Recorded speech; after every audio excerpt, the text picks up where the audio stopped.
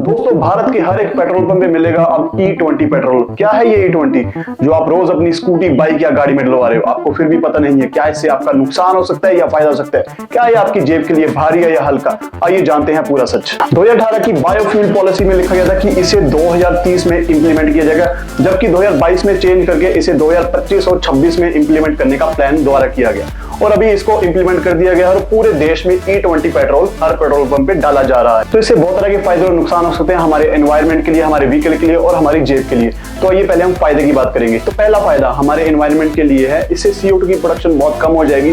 E20 petrol डलवाने से हमारे इंजन में से जो धुआं निकलता है उसमें CO2 की प्रोडक्शन कम होगी, जिससे कि एनवायरनमेंट को नुकसान कम होगा। दूसरा फायदा, हमारी कंट्री की जो अदर कंट्रीज पे डिपेंडेंसी है वो कम हो जाएगी, जिससे कि हमें कच्चा तेल नहीं चाहिए होगा और इससे विदेश में जाने वाला रुपया हमारे देश में रह जाएगा।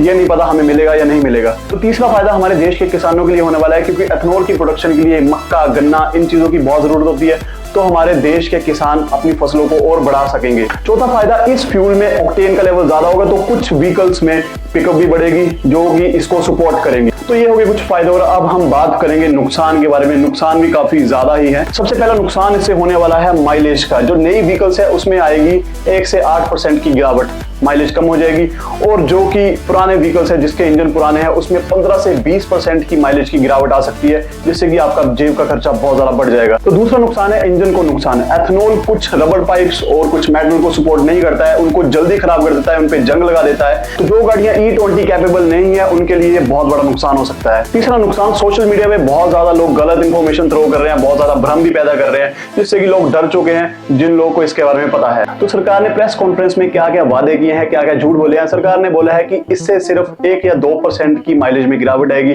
और इंजन को कोई नुकसान नहीं होगा, जबकि ये बिल्कुल गलत है। जो मैंने आपको बताया है वो एक 100% की कड़वी सच्चाई है। तो 2025 में बहुत सारी कंपनियों ने E20 पेट्रोल कैपेबल गाड़ियां निकालनी शुरू कर दी है।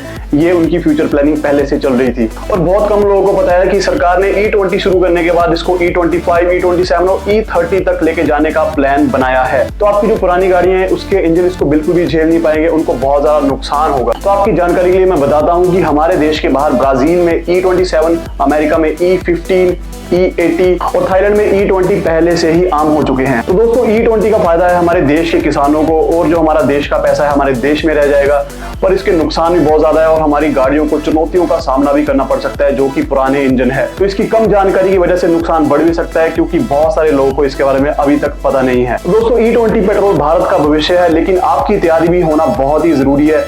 तो क्या आपकी गाड़ी इसके लिए तैयार है? कमेंट बॉक्स में बताएं।